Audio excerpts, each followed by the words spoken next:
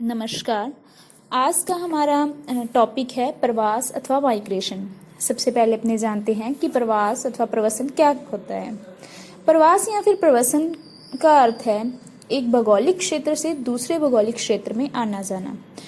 यानी कि एक भौगोलिक इकाई से हम जब दूसरे भौगोलिक इकाई में आते हैं जाते हैं तो इस प्रकार की जो क्रिया होती है यही प्रवास कहलाती है। मनुष्य में यह प्रवृत्ति आदिम काल से वर्तमान तक जारी है। आदिम काल में व्यक्तियों और समूहों में भोजन, आश्रय, सुरक्षा, व्यापार आदि के लिए भौतिक गतिशीलता पाई जाती थी। वर्तमान में प्रवसन व्यक्ति और समाज में सामाजिक, सांस्कृतिक, आर्थिक, राजनीतिक एवं भौतिक परिस्थितियों का नतीजा है। इस प्रकार यह लोग व्यक्तिगत अथवा सामूहिक रूप से अपने मूल स्थान को स्थायी अथवा अर्धस्थायी रूप से छोड़कर नए गंतव्य स्थान पर निवास करने लगते हैं। यह परिवर्तनशील मानव भूमि संबंधों को समझने में सहायक होता है।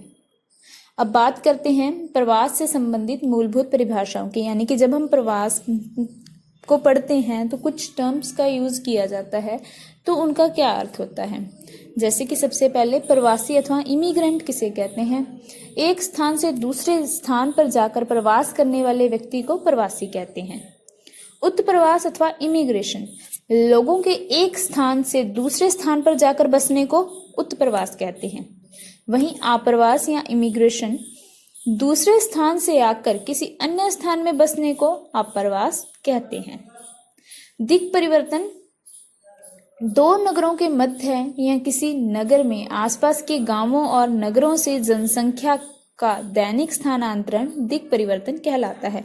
जैसे कि लोग सुबह काम करने के लिए जाते हैं शहरों में और वापस शाम को अपने गांवों में लौट आते हैं, या फिर बच्चे पढ़ने के लिए जाते हैं शाम को वापस अपने घर पे लौट आते हैं।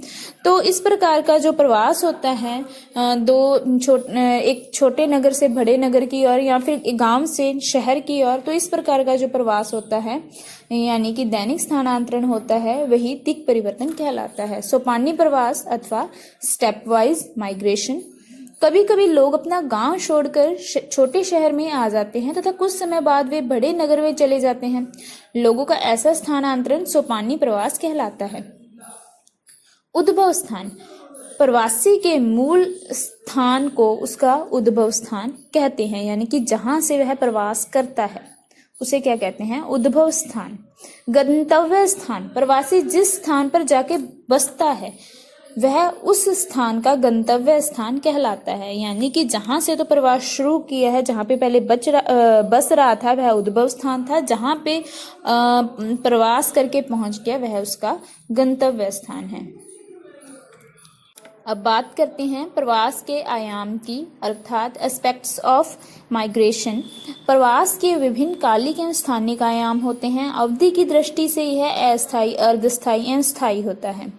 अस्थायी प्रवास वार्षिक, मौसमी या दैनिक हो सकता है। यानी कि यह अवधि का हो सकता है कि कुछ समय की अवधि, यानी जिसे दैनिक प्रवास, मौसम के अनुसार जो प्रवास करते हैं मौसमी प्रवास, या लंबे समय का प्रवास वार्षिक प्रवास कहलाता है।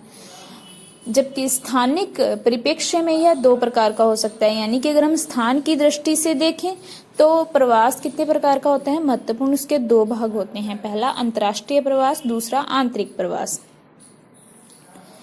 अंतर्राष्ट्रीय प्रवास देश की सीमा के बाहर या अंदर स्थित अन्य देश या अन्य देशों से देश की सीमा के अंदर होने वाला प्रवास अंतर्राष्ट्रीय प्रवासन कहलाता है। रिपीट कर रहे हैं, देश की सीमा के बाहर या अंदर स्थित अन्य देश या अन्य देशों से देश की सीमा के अंदर होने वाला प्रवास अंतर्राष्ट्रीय प्रवासन कहलाता है।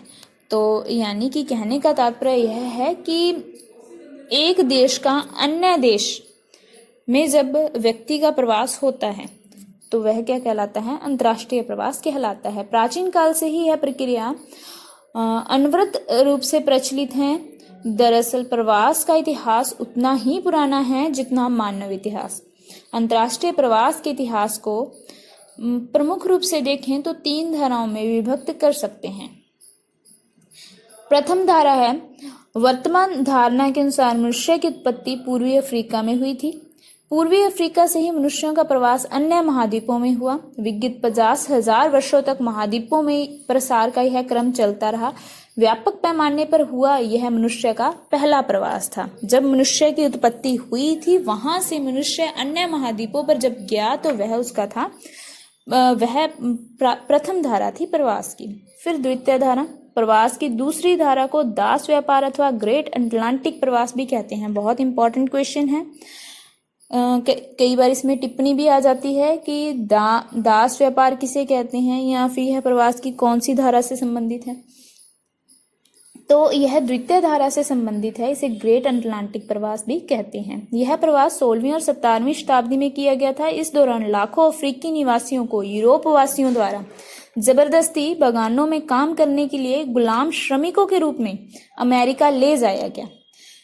क्योंकि इन गुलामों को विभिन्न दिशाओं उत्तर अमेरिका, मध्य अमेरिका, दक्षिणी अमेरिका में ले जाया गया, अतः इसे गुलाम त्रिकोण भी कहते हैं। यह क्रम 19वीं सदी के मध्य तक चलता रहा। ध्यान रहे, यह कहाँ के लोगों को? अफ्रीका के निवासियों को। किनके द्वारा? यूरोप वासियों के द्वारा ले जाया गया। प्रवास करके कहाँ, किसके लिए? गुलाम बनाकर ले जाया गया, यानी कि जबरदस्ती ले जाया गया। और अमेरिका में उत्तरी अमेरिका, दक्षिणी अमेरिका, मध्य अमेरिका सभी जगह ले जाया गया, इसलिए इसे गुलाम त्रिकोण भी कहा जाता है। अब अंतर्राष्ट्रीय प्रवास की ही तीसरी धारा कौन सी है? तीसरी धारा विशाल अटलांटिक प्रवास है, जिसमें यूरोप वासियों ने स्वयं उत्तर और दक्षिणी अमेरिका के भागों में बसना शुरू किया। अब देखो, इसमें कहीं जबरदस्ती नहीं ले जाया गया। जो तीसरी धारा थी वह कौन सी थी? कि यूरोपवासी स्वयं गए। 1620 में जब यूरोपवासियों का पहला समूह उत्तर अमेरिका के अटलांटिक तट पर स्थित प्लेमाउथ पहुंचा, इस जत्थे को पिलग्रिम फादर के रूप में जाना गया। यूरोपवासियों ने बड़ी संख्या में नई दुनिया की ओर प्रवास किया। 1820 और 1900 के मध्य की अवधि में ही 370 करोड़ से अधिक यूरोपवासियों ने उत्तर अमेरिका की ओर प्रवास किया। इनके अतिरिक्त युद्धों द्वारा प्रेरित प्रवास, देशों के विभाजन द्वारा प्रेरित प्रवास और शरणार्थियों का भारी संख्या में प्रवास इनकी अन्य मुख्य उदाहरण हैं। विकासशील देशों में भी अनेक लोग औद्योगिक रूप से विकसित देशों में स्वेच्छा से प्रवास कर रहे हैं। जैसे कि आज देखते हैं भारत में भी काम की तलाश में बहुत सारे जो जनसंख्या है यहाँ की विदेशों में जाती है, तो वह अपनी इच्छा से जाती है। तो जो यह स्वैच्छिक प्रवास है, यह भी अंतर्राष्ट्रीय प्रवास के ही उदाहरण है, क्योंकि यह भी एक देश की सीमा से दूसरे देश की सीमा में जाते हैं। तो इस प्रकार यह था अंतर्राष्ट्रीय प्रवास। आगे हम नेक्स्ट वीडियो में बात करेंगे भारत में जो प्रवास हो रहा है और आंतरिक प्रवास की। आज की वीडियो में ही इतना ही। इसके नेक्स्ट पार्ट में इसके जो बाकी शेष टॉपिक है रह गया है उस पर चर्चा करेंगे। धन्यवाद।